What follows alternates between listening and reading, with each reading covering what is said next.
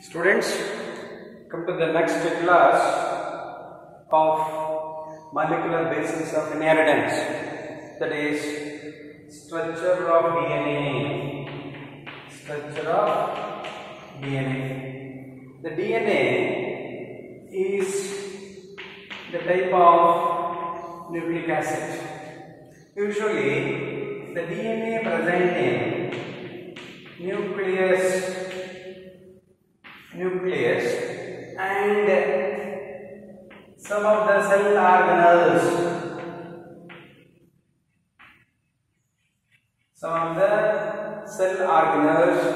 Like mitochondria.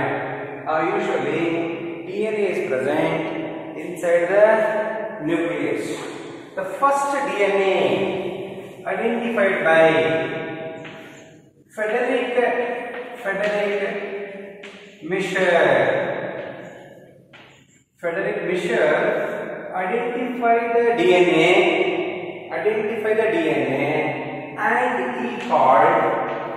he called as DNA is nuclein or nucleic acid is nuclein. Here the DNA first identified by Frederick Miescher, he called DNA is a nuclein, nucleic acid is a nuclein.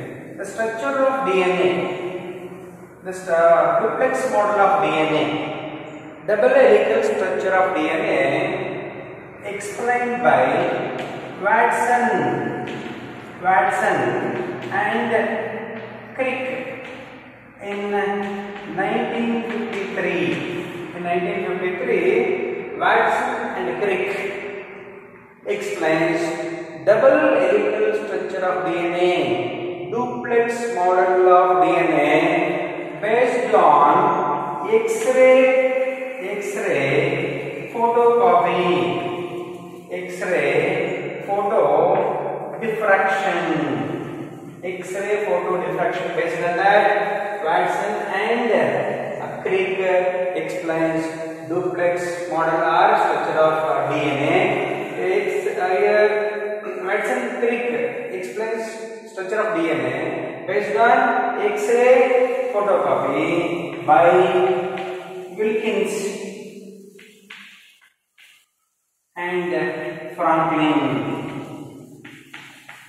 Wilkins and Franklin. Based on that, Watson and Crick explain structure of DNA. Structurally, according to Watson and Crick, structurally DNA is made up of two polynucleotide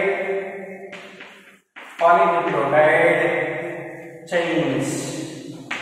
Two polynucleotide chains which are twisted to form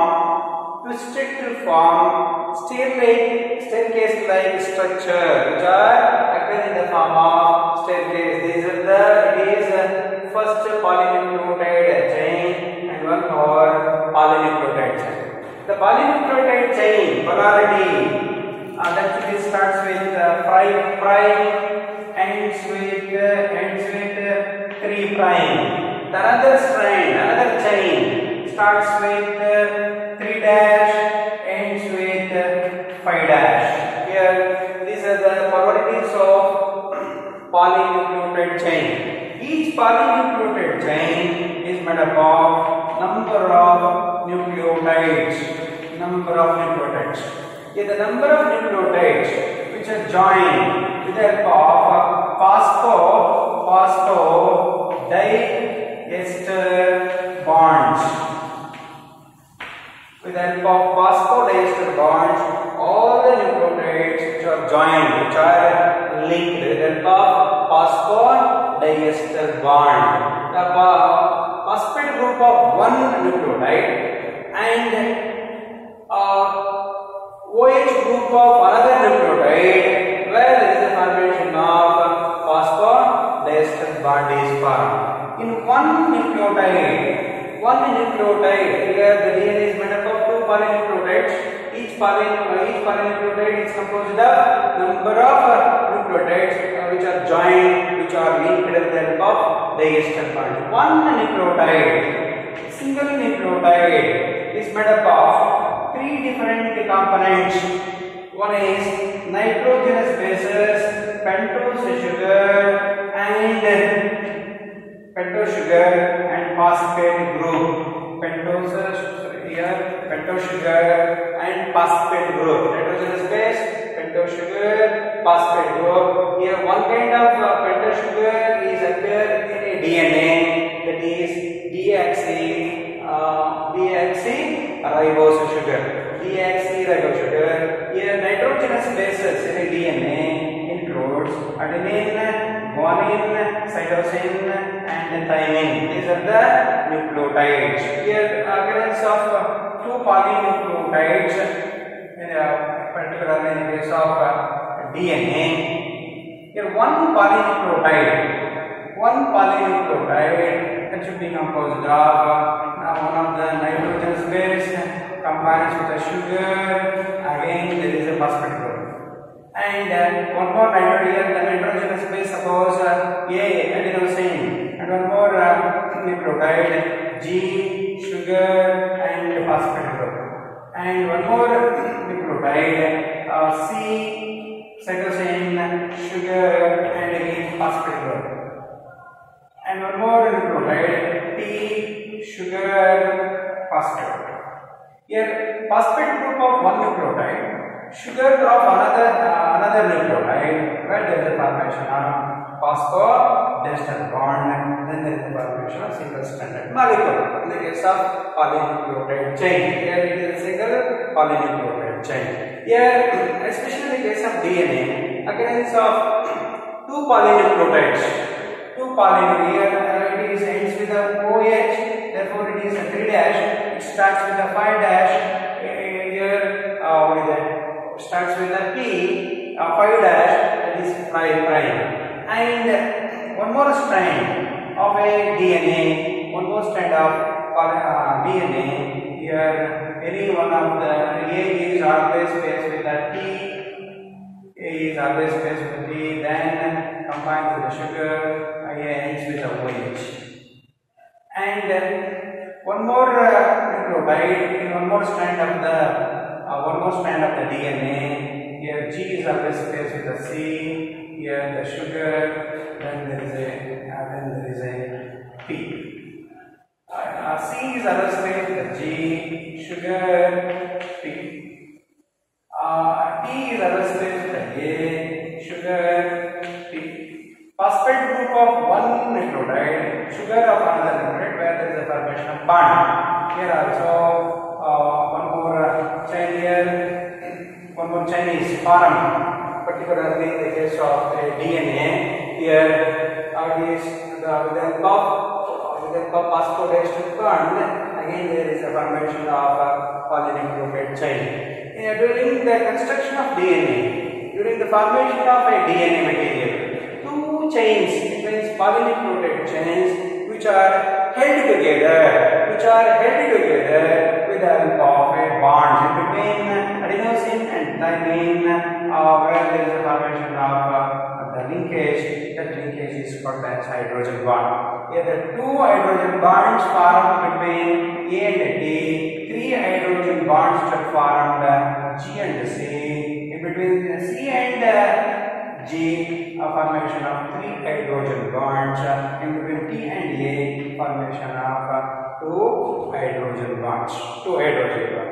Here, this chain is also shows it is a 3 dash ends with a P, therefore it is a 5 dash end. Here, in the case of DNA, occurrence of base pairings, complementary base pairings which are occur particularly in the case of DNA. Here, A is always pairs with a T. Adenosine always pairs with a T with the help of two hydrogen bonds. Guanine is always pairs with cytosine with the help of three hydrogen bonds. Here, like that, in the case of DNA, occurrence of base pairings, particularly in the DNA material. Here, nitrogenous bases. Here there is a nitrogenous bases which are acts as a axis of the molecule. Axis of the molecule in a DNA, the nitrogenous bases where there is a formation of complementary base pairing, that region is considered as the axis of the DNA, and sugar and phosphate groups in a DNA is considered as backbone of DNA. Backbone. Here the sugar and phosphate groups which are considered as a backbone of a DNA material, and nitrogenous bases which are acts as a axis of the molecule. In a DNA, what is that? 1 ton of DNA, 1 ton of polynucleotide strand, 1 ton of DNA that should be containing, the length is about 3.4 nanometers length. In that length, occurrence of 10 nucleotides are present. 10 nucleotides in this length. The 1 ton of DNA, 1 ton that will be looks like a V shape. 1 ton of DNA that will be containing 10 nucleotides. That length of that ton, that is about 3.4 nanometers or 34 angstroms. 34 angstroms length. In this here there is occurrence of 10 nucleotides.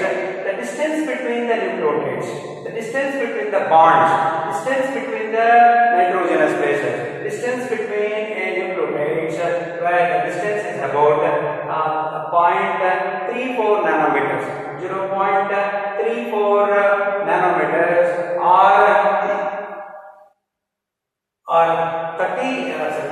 3.4 angstroms length that is there between two nucleotides of DNA.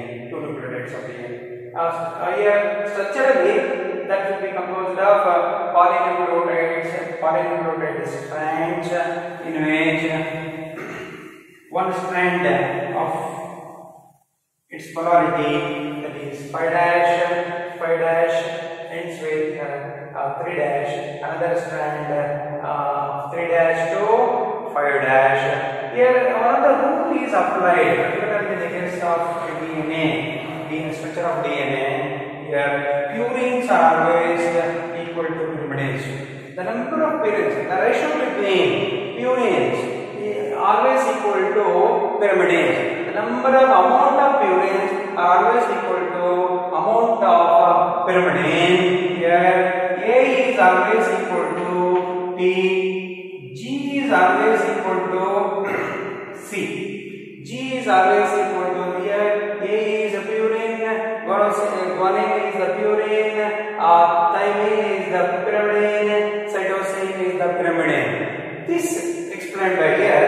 A plus T by G plus C always 1 equal to 1, always equal to 1. This amount of purine always equal to amount of pyrimidines explained by Chargaff's. Therefore, Chargaff explains this rule. Therefore, it is called as Chargaff's rule. Thus, Chargaff's rule stated that amount of purine always equal to amount of pyrimidine. A is always equal to T. G is always equal to amount of G is always equal to C. Here, suppose in a DNA, the A percentage is 30%. A percentage is 30%. Find out the percentage of C. Here, this should be according to that Chargaff's rule. A is pairs with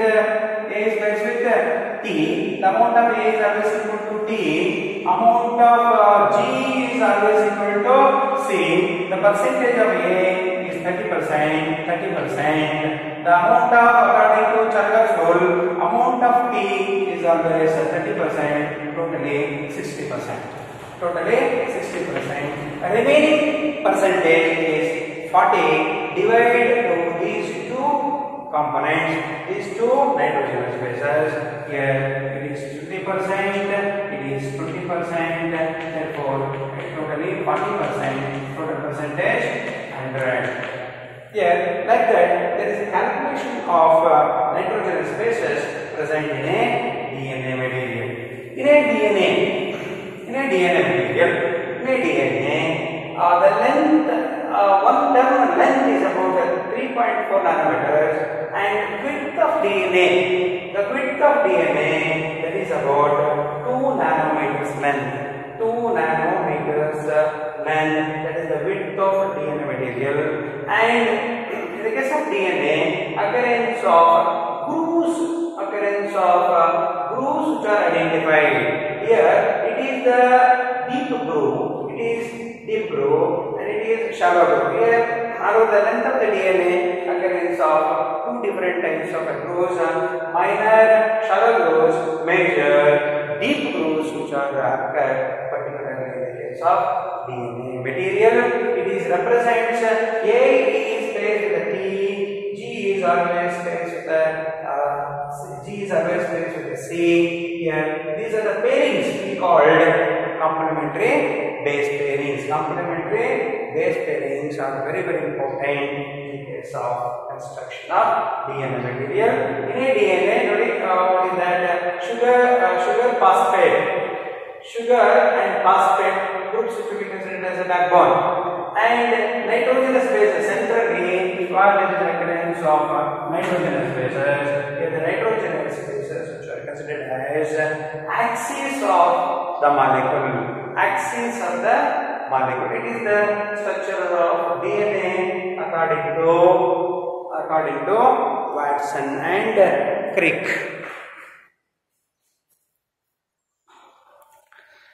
Next, one more concept.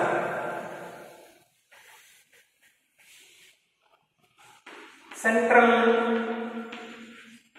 dogma of molecular biology, explained by Crick. Crick explains central dogma of biochemistry, central dogma of molecular biology, explained by Crick. According to Crick, here the central dogma means flow of genetic information from DNA to mRNA, and from mRNA to protein. Here the transfer of or flow of genetic information from DNA to mRNA, from mRNA to protein, for the process of protein synthesis. Here, for the process of protein synthesis, what is that? DNA is very important. Here the DNA is considered as a material of inheritance, hereditary material. For that heredity, the DNA role is very important for the synthesis of a protein, for the synthesis of enzymes. DNA role is very important. Here, the DNA produces DNA. DNA produces its own new copies. The DNA produces its own new copies called replica. That process is called as replication. For the process of here, the replication means DNA produces a DNA material. That process is called as replication process. And here the DNA produces mRNA, where there is occurrence of a biological phenomenon that is called as transcription. Here transcription is the process. In which formation of mRNA from DNA, that process is called as a transcription. For that transcription process, one of the enzymes is required. one of the enzyme is required. It is called as RNA polymerase. RNA polymerase is required. For the synthesis, DNA produces DNA. One of the enzyme here also, one of the enzyme is required. That is called as the DNA polymerase. DNA polymerase is involved for the process of replication, or for the process of transcription. RNA polymerase is involved. Synthesis of mRNA from DNA. That process is called as transcription process. And mRNA produces a protein. mRNA produces a protein in a metabolic processes. In a metabolism, mRNA produces a protein. That process is called as translation. Translation is the process in which the formation of protein or enzymes with the help of amino acid. Polymerization of amino acids to form a protein. That process is called as translation process. Here the flow of genetic information from DNA to mRNA, mRNA to protein synthesis. That process that is called as central dogma. For the metabolic processes, the role of DNA is very, very important. In some cases, in some of the viruses, here in general, in all the eukaryotic organisms, this process takes place. That is called as the central dogma of biology, central dogma of molecular biology. Here DNA produces mRNA, mRNA produces a protein. That is a normal process, normal biological process. That is called as the central dogma. But in some viruses, the reverse process takes place. Reversible process takes place in which mRNA produces DNA. The synthesis of DNA from mRNA. Here, that process is called reverse transcription. Reverse transcription means synthesis of DNA from RNA. RNA produces DNA. Here also one of the enzyme is required. That enzyme is called as reverse transcriptase. Reverse transcriptase is the enzyme. Reverse transcriptase is the enzyme. That enzyme is involved for the synthesis of DNA from mRNA. The DNA synthesized from mRNA, that is called as complementary DNA. cDNA we call it. Complementary DNA is produced from the mRNA.